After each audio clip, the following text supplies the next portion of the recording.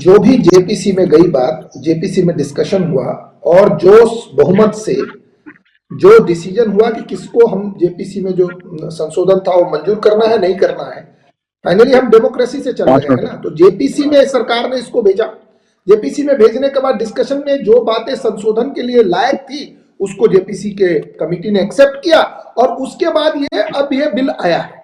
अब ये bill act में भी तब्दील नहीं हुआ है। जब होगा और आपको लगेगा कि ये पॉइंट पर चीजें सही नहीं है तो आप इसका विरोध करिए। उसके लिए हमारे यहाँ आप सुप्रीम कोर्ट जा सकते हैं, हाई कोर्ट जा सकते हैं कि इन विषयों के कारण से ये एक्ट गलत है, एक्ट अल्ट्रा वायरस है। जब कोई एक्ट बनता है, देखिए पहले सरकार ने जब जेपीसी के पास भेजा तो इन्होंने कहा कि देखिए ये डर गए, इनके पास बहुमत है, इसलिए जेपीसी में भेजने का पीछे तथ्य ही यही था कि इस विषय पर तार्किक बहस हो, इस पर डिटेल्ड में बातचीत हो। आज के डेट में जिस प्रकार से एक वर्ग है जिसमें समाजवादी पार्टी हो या आम आदमी पार्टी हो या कांग्रेस पार्टी हो, इसको मुसलमान विरोधी बताने का कार्य कर रही है, जबकि मैं आपको बता देता हूं मुसलमान में जो एक तबका है जो इससे व्यथित है, वो लोग ही पहली बार वक्फ एक्ट को लेकर के सुप्रीम कोर्ट गए, उन्होंने चैलेंज करना शुरू किया। ये वक्फ के नाम पर जिस प्रकार की गुंडागर्दी और जिस प्रकार से किसी की भी जमीन हड़प लेना, एक 1400 साल पुरानी मंदिर को इन्होंने वक्फ डिक्लेयर कर दिया। मैं जानना चाहता हूं 1400 साल पहले ये थे कहां शाहिद अली? ये किसी और नाम से होते होंगे 1400 साल पहले, शाहिद अली तो नहीं होंगे, लेकिन उन्हें वक्फ डिक्लेयर कर दिया। मेरा कहना है कि ट्रिब्यूनल बहुत सारे बन रहे हैं, जो शाहिद अली जी ने कहा, बहुत सारे देश में ट्रिब्यूनल है, लेकिन क्या किसी ट्रिब्यूनल में किसी जाति और धर्म के आधार पर जज तय होता है? केवल एक वक्फ ट्रिब्यूनल है जिसमें मुसलमान ही जज होगा। क्यों होगा मुसलमान ही जज? नहीं सर, गलत, आप फिर गलत कर रहे हैं सर, प्लीज पढ़ लीजिए उसको। मेरी बात अब बीच में बोल रहे हैं। मेरा कहना है दिल्ली में मिस्टर मुकेश मीना रहे, मिस्टर गौरव रहे, हिंदुस्तान में तो प्लीज गलत बयान तो ना करें कम से कम। एक मिनट, मुसलमान हिंदुस्तान में अवैध कब्जा, हिंदुस्तान में अवैध कब्जा, इलीगल इंक्रोचमेंट, इलीगल लोगों का पोसेशन, डिक्लेरेशन, आज तक पूरे हिंदुस्तान में आपने एक बार भी सुना कि किसी मस्जिद का और चर्च का झगड़ा हो, किसी मस्जिद और गुरुद्वारे का झगड़ा हो? ऐसा क्यों होता है कि मंदिर के ऊपर मस्जिद बनता है? क्यों मंदिर और मस्जिद का विवाद है? क्यों मंदिर और चर्च का विवाद है? 250 साल अंग्रेजों ने शासन किया, क्योंकि अंग्रेजों ने आकर के मंदिर को नहीं तोड़ करके उस पर चर्च बना दिया। मैं आपके चैनल पर कह रहा हूं, एक भी झगड़ा मीनाक्षी जी इस पूरे भारतवर्ष में आपने ये सुना है कि कोई आया और उसने तोड़ करके किसी मंदिर पर किसी गुरुद्वारा बना हो? ऐसा झगड़ा ही नहीं है, क्योंकि ऐसा नहीं हुआ। एक वर्ग है जो यही करता है और अब वक्फ के नाम पर केवल और केवल इलीगल इंक्रोचमेंट और लोगों की जमीनों को कब्जाने का काम है। इसमें जब हुआ और जो लोग मुसलमान हैं वो इससे व्यथित है क्योंकि उनकी जमीनों को भी इन्होंने नहीं छोड़ा। वो जो गरीब मुसलमान है, मुसलमान है, उनका वक्फ एक्ट है। Point taken sir. Rajiv ji बात सुनिए, जो वो ये बार बार ये सवाल उठा रहे हैं कि नियत पर शक है या ये मुसलमान विरोधी पॉलिटिक्स आपकी हो रही है, उसके आधार पर आपके कई नेताओं के बयान भी हैं, ठीक है।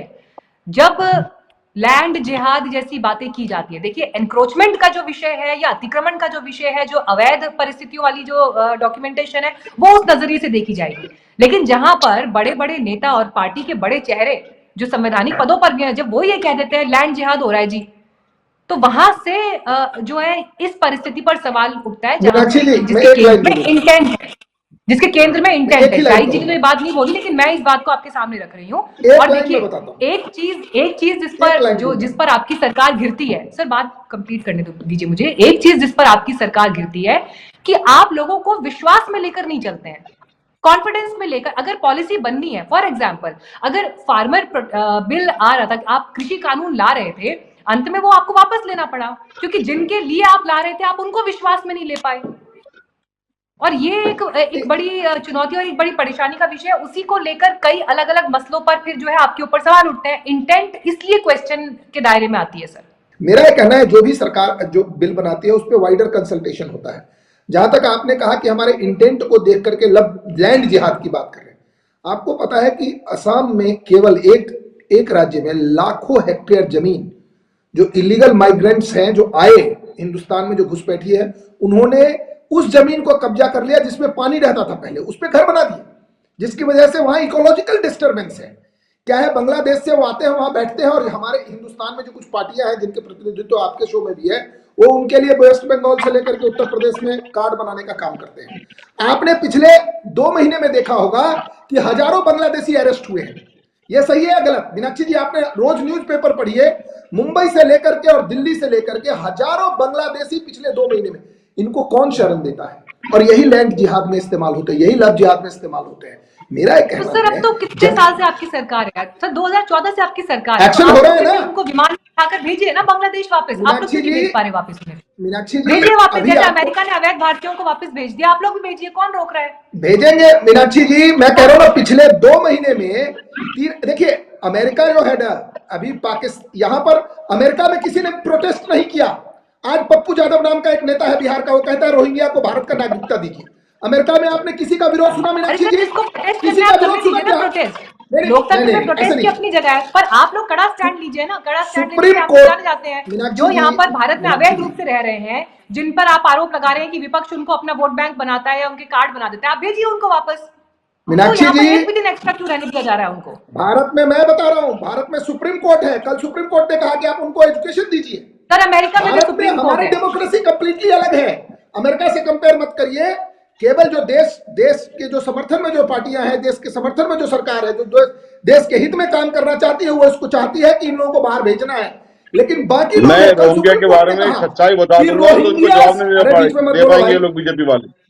ठीक है राजीव जी, कंप्लीट करिए। मैं भी रोहिंग्या के बारे में कल सुप्रीम कोर्ट ऑफ इंडिया ने कहा है कि इनको आप एजुकेशन दीजिए, कल को बोलेंगे इनको घर दीजिए। देखिए, भारत में जो भारत विरोधी लोगों का एक अच्छा खासा ग्रुप है जो भारत के खिलाफ भारत में रह के काम करते हैं। मेरा ये कहना है, आज इस पर काम हो रहा है और मैं आपको दावे से कह रहा हूं मीनाक्षी जी कि जिस तरीके से लोगों को चिन्हित किया जा रहा है, इनको डिटेक्ट किया जाएगा, इनको डिपोर्ट किया जाएगा। राजीव जी, और जहां तक ठीक है, मैंने आपका पॉइंट सुना सर। अब एक बात सुनिए सर, राजीव जी, आपकी सरकार बहुत मजबूत सरकार है, बहुमत की सरकार है। 370 का हटाने का फैसला आप ले लेते हैं। ट्रिपल तलाक के लिए आप लोग क्रेडिट लेते हैं, हमने ये कर दिया। राम मंदिर हमने बनवा दिया। आपने लगातार भी करेंगे, में बात कर चुनाव रैलियों में कहा है कि हमने ये मजबूत फैसले देश के लिए लिए।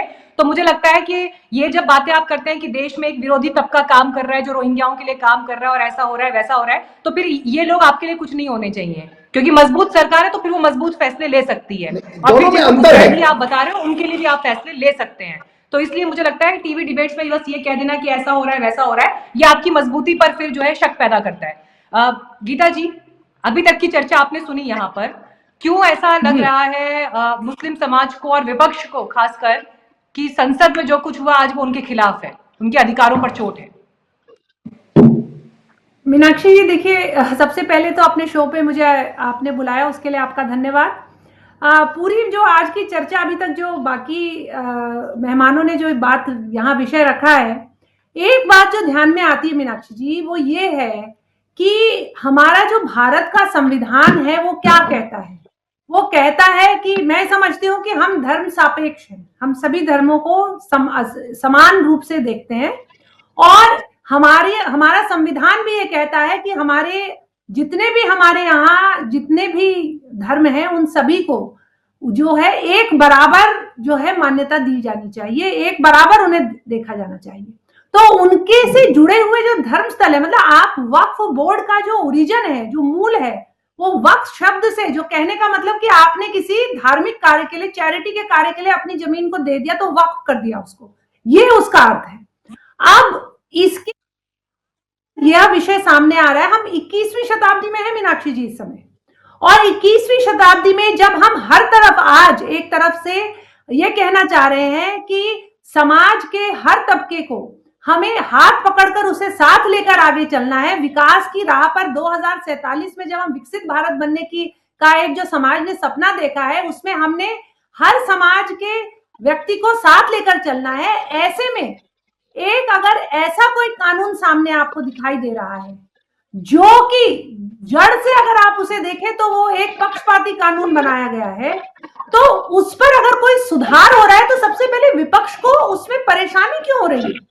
पहली बात तो ये कि जो इसके स्टेक होल्डर्स हैं, क्योंकि ये जो है मुसलमान समाज के में जो भी जमीन दान में दी जाती है एक तरह से कि इस पे कोई भी चैरिटी का काम हो, तो उसको अगर करने के लिए जिनको बुलाया गया जेपीसी के द्वारा, आप देखिए कि अभी राजीव पांडे जी ने भी ये बात करी और ओम बिरला जी ने भी आज संसद में ये बात कही कि सारे एनेक्सर जितने लोगों ने स्टेक होल्डर्स हैं जो आए, जिनमें कि सभी मुसलमान संगठन रहे, कई मदरसों के लोग रहे, कई हर जो एक्चुअल स्टेक होल्डर है उसने अपनी बात वहां रखी है जिसे एनेक्सर पे लगाया गया है।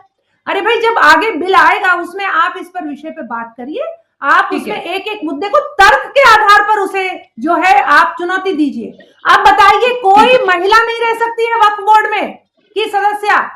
अगर यह प्रस्ताव दिया जा रहा है कि 2 महिलाएं अगर रहे उसमें कम से कम, तो इसमें क्या बुराई है? अगर ये कहा जा रहा है कि इसको डिजिटलाइज करिए इस रिकॉर्ड को, तो इसमें क्या बुराई है? और मतलब तमिलनाडु का जो वक्फ बोर्ड है वो ये कह देता है, गांव पे हाथ रखता है और कहता है कि ये जिसकी भी जो भी जमीन है, चाहे उसमें मंदिर है, खेत है, घर है, वो सब के सब वक्फ बोर्ड के हैं, स्टेट वक्फ बोर्ड के हैं। ये तो बहुत जरूरी बिंदु है। मीनाक्षी जी 10 सेकंड चाहिए। आज जो पॉइंट तर्क के आधार पर हम कोई बात यहाँ कर सकेंगे, मतलब हमारे सांसदों से, विपक्ष के सांसदों से ऐसी उम्मीद नहीं है। जनता देख रही है, समाज देख रहा है। अब आज वो जमाना नहीं रह गया कि आप कुछ भी बोल देंगे और चल जाएगा।